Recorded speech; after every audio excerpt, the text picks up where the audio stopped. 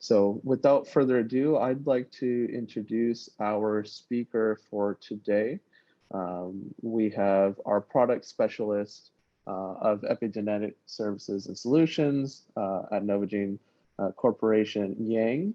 Yang has a PhD in cell biology with extensive research experience in erythropoiesis and hematology. Her area of research primarily focused on erythroid differentiation and its related gene expression regulation.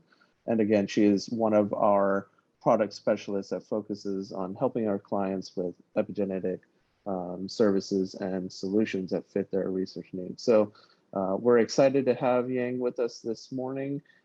Thank you, Yang, again for doing this for us, and thank you for everyone that joined us. So without further ado, Yang, I'd like to hand this over to you.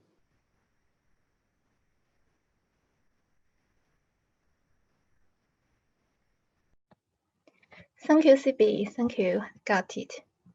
Hello, everyone. It's very nice to meet you here today. I'm Yang, a product specialist of an epigenetic product in Novogene.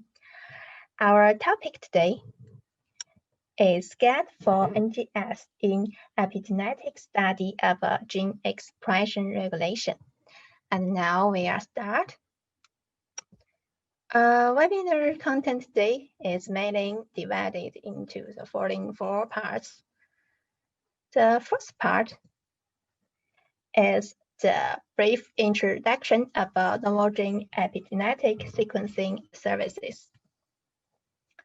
As shown in the picture, there are different research methods for regulation study of gene expression at different gene levels, from chromosome to DNA site to RNA, and the red box indicates the services our company can provide for you, including high-C, ATAC-seq, ChIP-Seq, WGBS, RBS, and RIP-seq, and of course RNA-seq.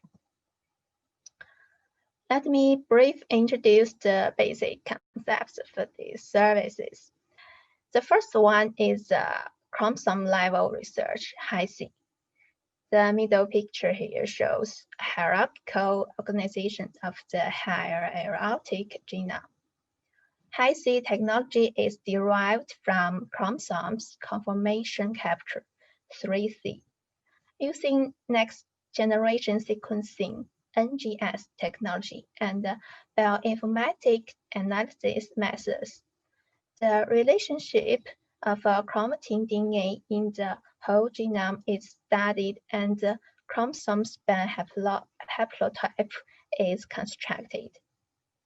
The figure below shows the experimental principle and the laboratory preparation methods of high-C, from cross-linking and digestion, and preparing and belting, labeling, and pull-down, to laboratory preparation and sequencing. Applications for high-C includes explore the 3D structure of a genome, develop remote regulatory DNA elements, and high-quality reference genome assembly, and can construct haplotype maps of a chromatin span. At chromatin level, chromatin accessibility is very important for global genetic epigenetic control of a gene expression. ATAC-seq is a high-throughput sequencing method for analysis of a genome-wide chromatin accessibility. As shown in here, the library adapter is inserted into the open chromatin region by T5. After amplification, library is constructed and the strong peaks is obtained by sequencing. The closed chromatin region can only be inserted by T5 across nucleosomes and get weak peak. Applications for ATAC-seq include TF occupancy analysis, nucleosome mapping, and identifying novel enhancers. or explore various pathological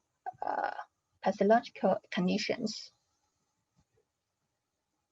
ChIP-Seq is a very mature and commonly used tool to study the regulation of gene expression. ChIP-Seq combines the selectivity of a ChIP assay to recover specific protein DNA complexes with the power of NGS for high-throughput sequencing of recovered DNA, providing genome-wide profiling of DNA targets for histone modification, transcription factors, and other DNA-associated proteins. Applications include TF binding across the genome, novel mechanisms of transcription regulation, and chromatin structure study and genome-wide epigenetic programming.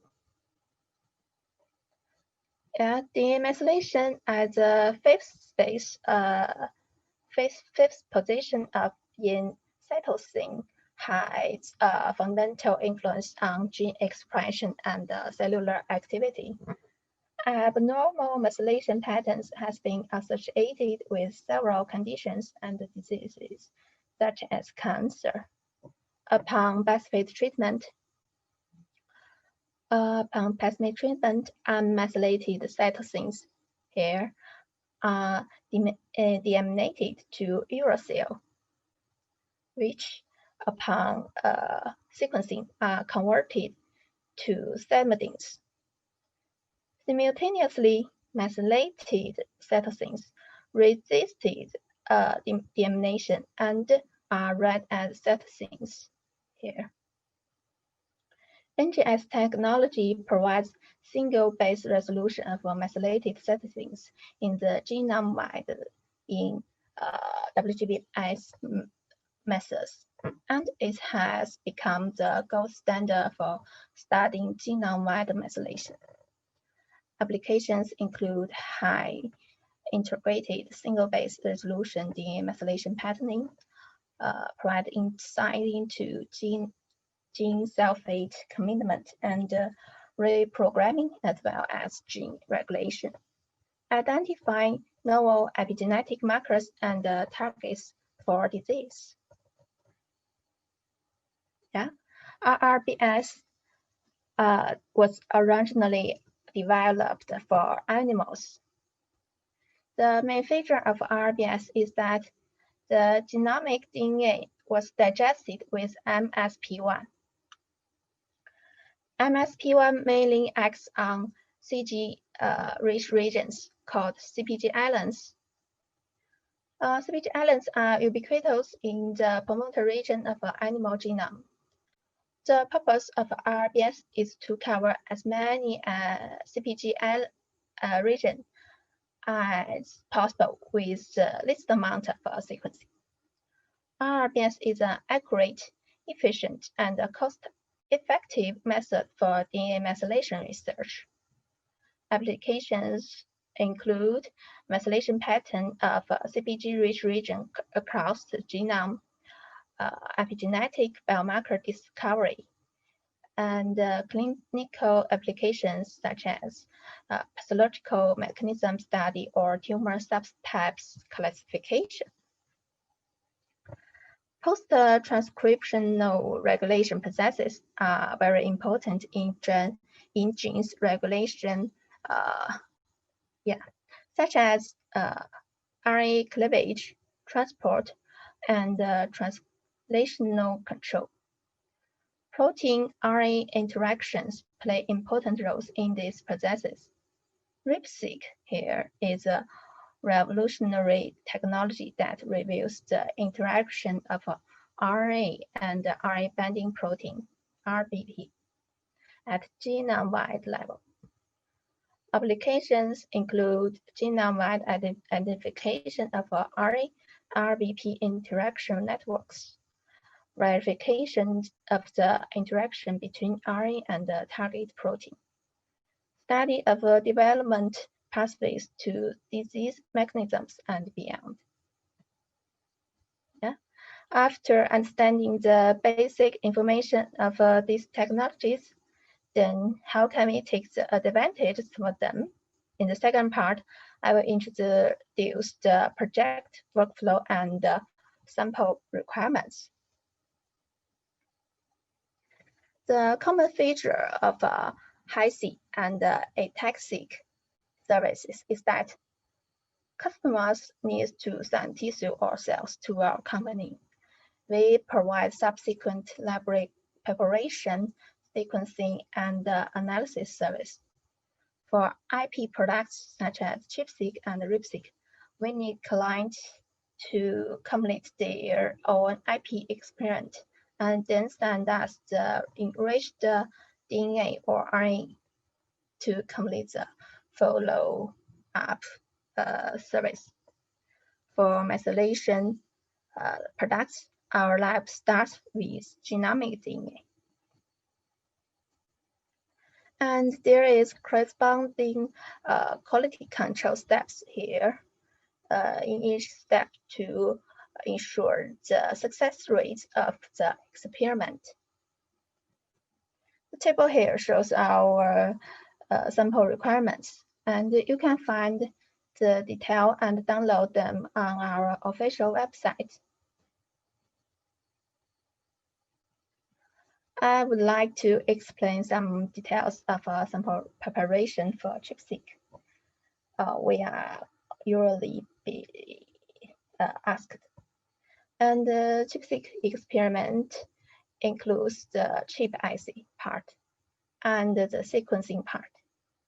The IP-IC should be done on customers, and our company can provide the service including library preparation, sequencing, and data analysis. In ChIP-Seq, input control and MOC IgG control are both negative controls. Input is essential to eliminate background noises. It can verify the effects of IP-IC throughout the experiment. Input control is very important and necessary for ChIP and ChIP-Seq experiment. MOC IgG control is also important to exclude the false positive results and verify the specification of the antibody used.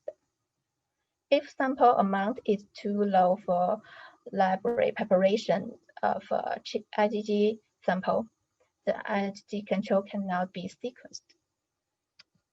Is acceptable. Yeah, in the third part, I will introduce the analysis content of our two main products, ChIP-Seq and WGBS. First, we need to analyze the quality of original data, including quality score, error rate, base content, and classification of row rates. For project with analysis, WBI, we will filter the raw data, remove the problematic results, and get the clean data for subsequent analysis. This is the analysis content of a ChIP-Seq service, mainly includes reference genome mapping, peak calling, peak annotation, and differential analysis and related functional analysis. After we get clean data, MAPQ and SCC analysis were carried out. MAQ analysis obtains a comparison of race and genome, and SCC analysis gives a cross correlation of peaks with which reflects the effect of IP experiment. After further quality analysis and peak calling, we can get the mapping result of peaks on the reference genome and the distribution of peak-wise enrichment level and submit distribution. Motif analysis is carried out here for the peaks. First, the short and long motif of peaks is analyzed. Then the motifs obtained is compared with the database of the species to obtain the classic motif site. Then we will annotate the peaks to see their genome region distribution and get their related genes. Functional analysis including GO and ChIP is carried out for those genes. For research with comparison groups, differential peaks are found out. Functional analysis is done for related genes of the differential peaks. For WGBS surveys, the content of analysis mainly includes methylated cytosines detection, differentially methylated sites, region, and promoter detection, and related functional analysis of the DMR and DMP. The clean data is mapped to reference genome. The methylated cytosines are identified. Unbiased different methylated fraction percentage and the sequencing depths are analyzed. The analysis of methylation density on chromosome and gene body distribution are carried out. The methylation level is compared in comparison group A and group B. Here, see it here. The functional analysis is done for differential methylated genes, GO enrichment, and ChIP pathway enrichment.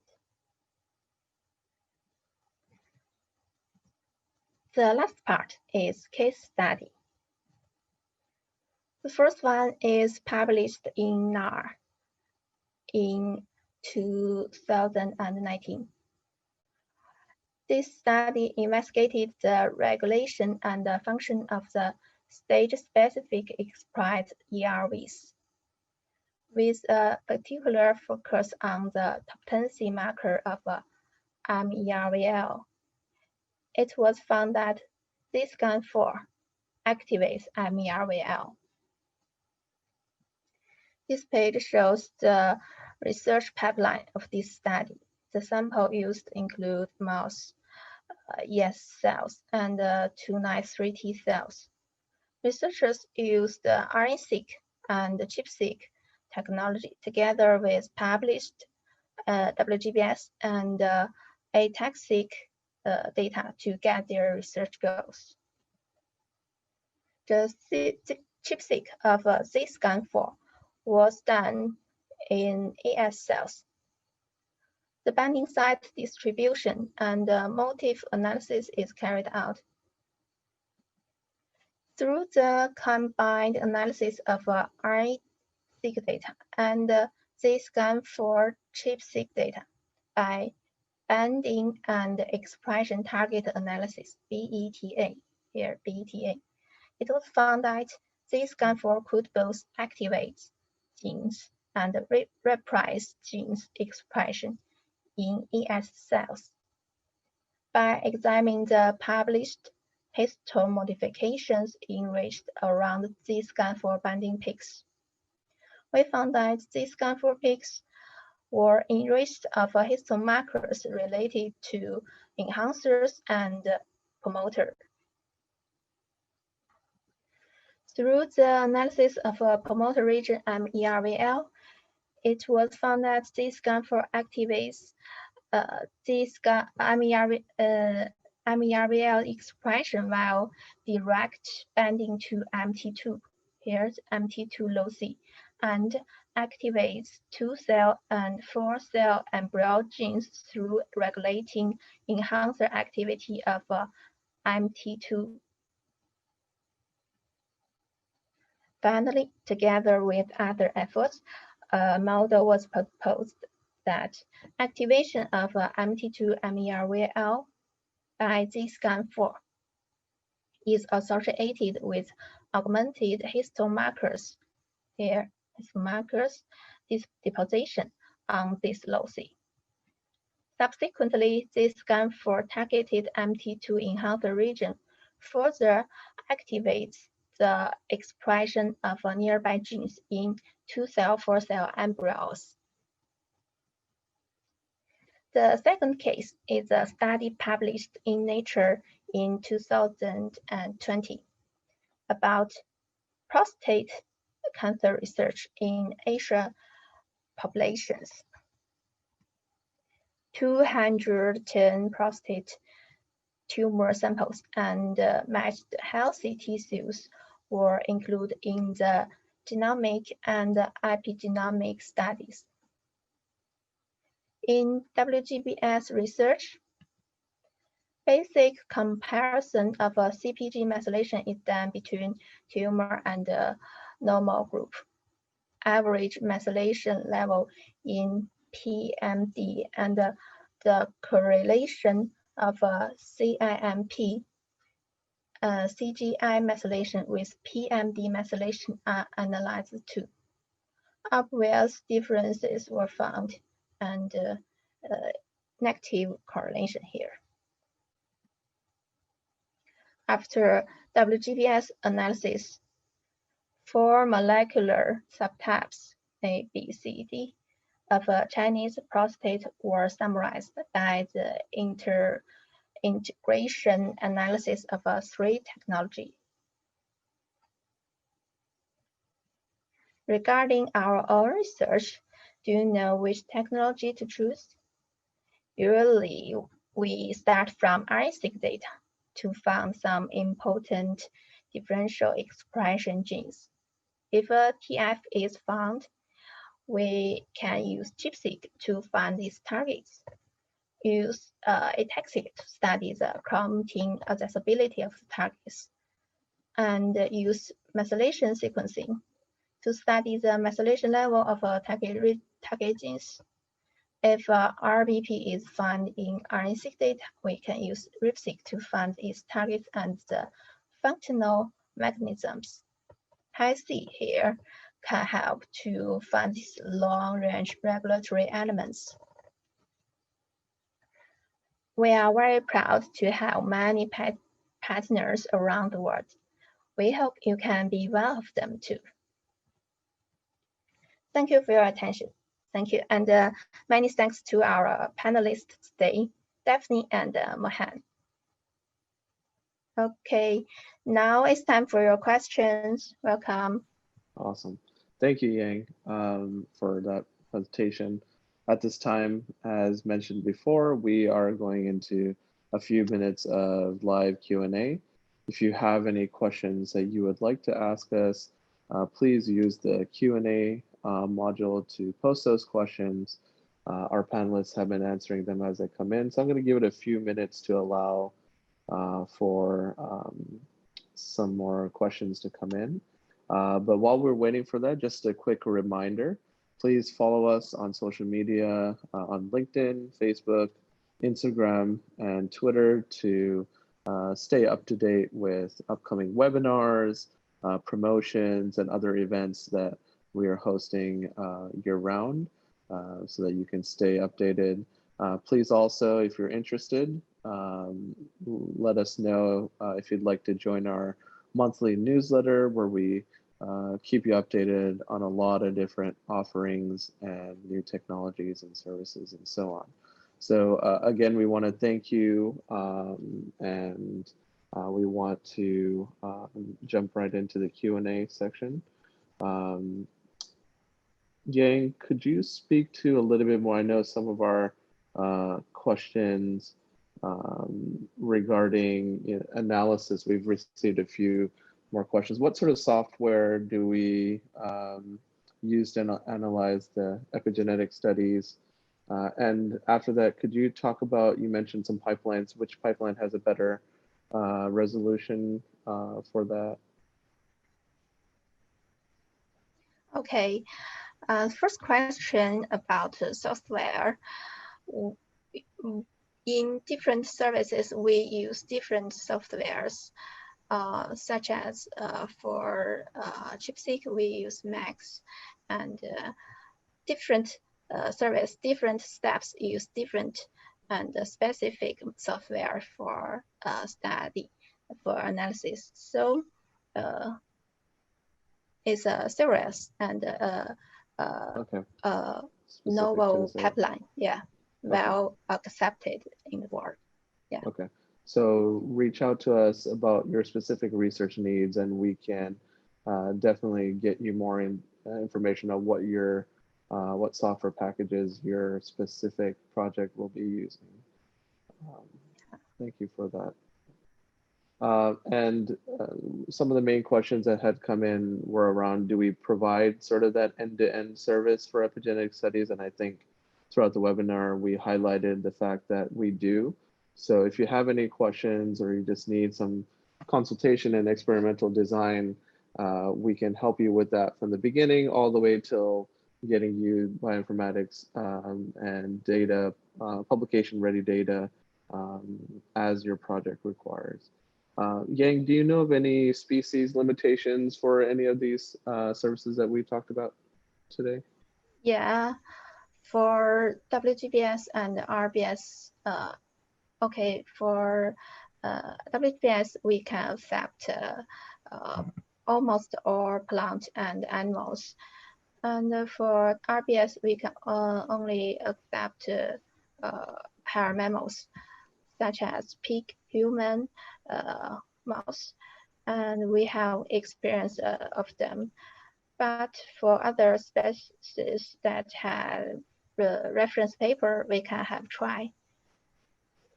Okay, thank you. So we have and for other services, we have detailed recommendations for species in our sample requirements file. Yeah. Okay, thank you. There was a question from Cody, if there is a place listed how much sample is required, as well as a price sheet. Like Yang mentioned, our website has all the sample requirements for every service type that we offer.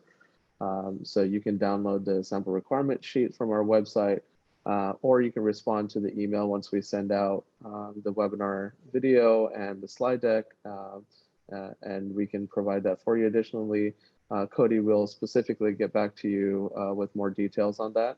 With regards to price sheet as well, we'll connect you with the right people on our team that can walk you through those details as well.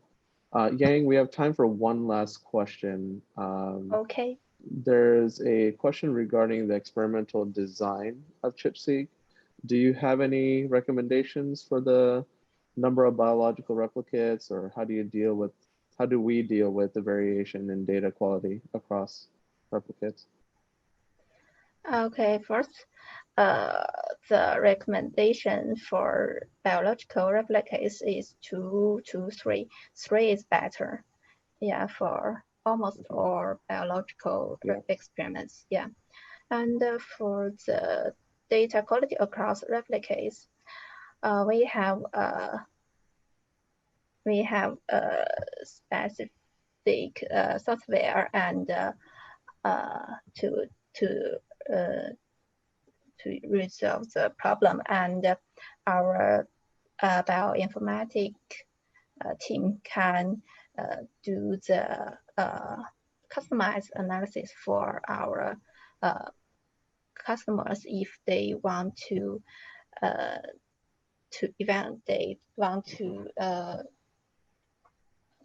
know the data quality difference and choose the best samples to get the data. Awesome. Yeah, so I think the main message there is that, you know, we recognize that there could be some variations, and that we have systems and processes in place to be able to address those, and all of those are communicated with you, and we often also work with you to see what you need in your data, or how to help you interpret that, and how to help deal with those variations. So I think our because of our extensive experience bioinformatically with our teams having dealt with that through a lot of projects, that should not be a problem as we deal with replicates, triplicates, as Yang had mentioned. So quite extensively. So that shouldn't be a problem. We can add more as you kind of engage with us with the project, so we can speak to it on a project specific level. So thank you, Yang. Thank you for everyone that joined us. Thank you to our panelists. For all the questions that we did not get to, we will answer those questions in our follow-up email with the webinar video and slide deck. So we just want to, again, thank you guys for joining us this morning. We hope that this provided some value. Stay tuned for more webinars and more events that are coming up soon by following us on social media. Please also stay tuned for a follow-up email that has all the webinar details I mentioned before. Thank you again. Have a great day. Bye-bye. Thank you. Bye-bye.